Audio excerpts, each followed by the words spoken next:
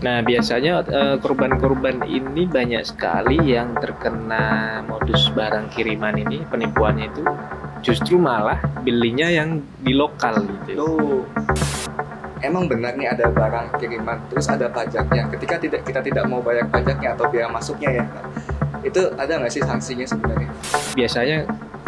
Biasanya korban yang sudah ketakutan karena biasanya disertai dengan ancaman biasanya.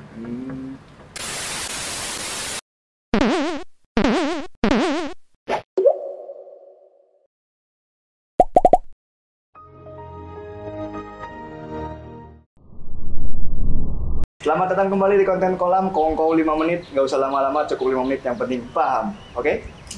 Nah, masih bersama narasumber kita minggu lalu, yaitu Mas Parikesit Jatikusumo.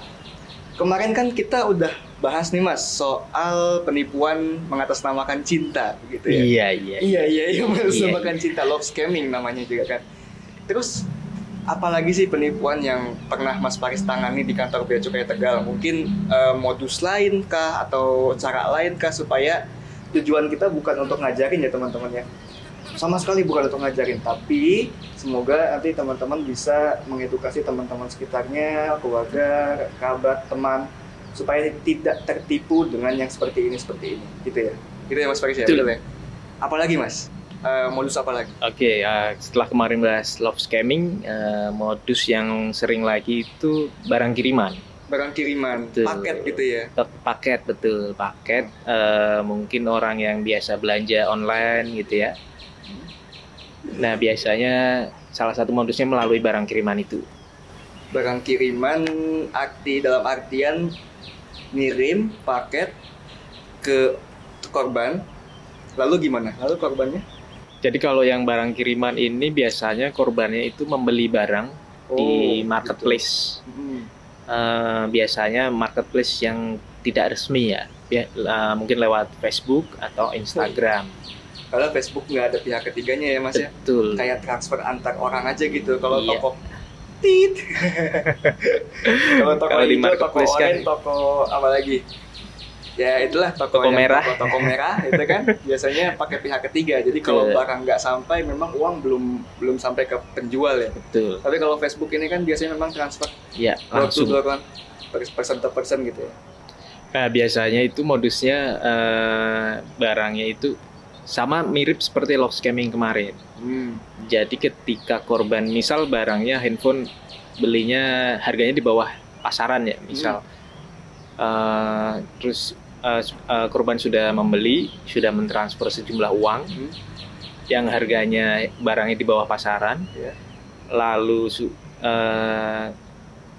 barangnya sudah sampai, ngakunya sudah sampai di perusahaan jasa kiriman. Nah, nanti tiba-tiba ada yang menghubungi ke korban yang mengaku sebagai petugas bea cukai. Oh, jadi petugas bea cukai palsu lagi nih. Iya, jadi palsu lagi ya. Iya. Seperti modus sebelumnya, nanti yang mengaku sebagai petugas itu meminta sejumlah uang. Berapa biasanya Mas Faris orang-orang itu pada minta transfer penipuan ini, range berapa biasanya kalau boleh tahu? Kalau range-nya nggak mesti ya. Nggak mesti. Ya minimal yang sering kita tanganin itu 500.000. 500.000. Nah, tapi nanti itu biasanya akan berlanjut. Berlanjut gimana tuh? Jadi misal 500.000 itu untuk alasan, biasanya itu untuk alasan apa ya? Penanganan kiriman gudang misal. Oh, jadi ganti-ganti alasannya ya? Iya, alasannya modusnya itu berbeda-beda. Jadi nanti kalau diturutin terus, diakumulasi. Nggak sekali? Nggak sekali, itu biasanya nanti berkali-kali minta. Oh, iya. Jadi kalau masih percaya, minta lagi? Betul, nanti minta lagi. Minta lagi. Karena biasanya korban yang sudah ketakutan, karena biasanya disertai dengan ancaman biasanya. Diancam nih kalau tidak bayar nih kamu. Iya, akan dijemput ke rumahnya, akan dibawa ke kantor polisi seperti itu. Jadi mau tidak mau korban mengikuti. Tapi sebenarnya Mas, di bea cukai itu ada nggak hukuman buat orang yang barangkali ya, emang benar nih ada barang kiriman, terus ada pajaknya. Ketika kita tidak mau bayar pajaknya atau biaya masuknya ya, Itu ada nggak sih sanksinya sebenarnya? Sanksi pidana sih sebenarnya tidak ada. Biasanya kalau barang yang tidak dibayarkan pajaknya itu akan diretur ulang Ke ke pengirim asal. Tapi ini konteksnya kalau bea cukai berarti antar negara ya. Betul. Nggak mungkin yang ngurusin lokal kan. Betul. Lokal. Nah, biasanya korban-korban ini banyak sekali yang terkena modus barang kiriman ini, penipuannya itu justru malah belinya yang di lokal gitu. Tuh, udah lokal tapi ngatasnamain bea cukai. Betul, sedangkan bea cukai tidak menangani barang lokal. Iya, kiriman lokal nggak nanganinnya bea cukai ya. Makanya dari situ aja sebenarnya harus sudah tahu teman-teman. Iya. Kalau bea cukai tidak menangani barang kiriman lokal. Jadi kalau barang kiriman lokal bilangnya ditangani bea cukai, udah pasti penipuan.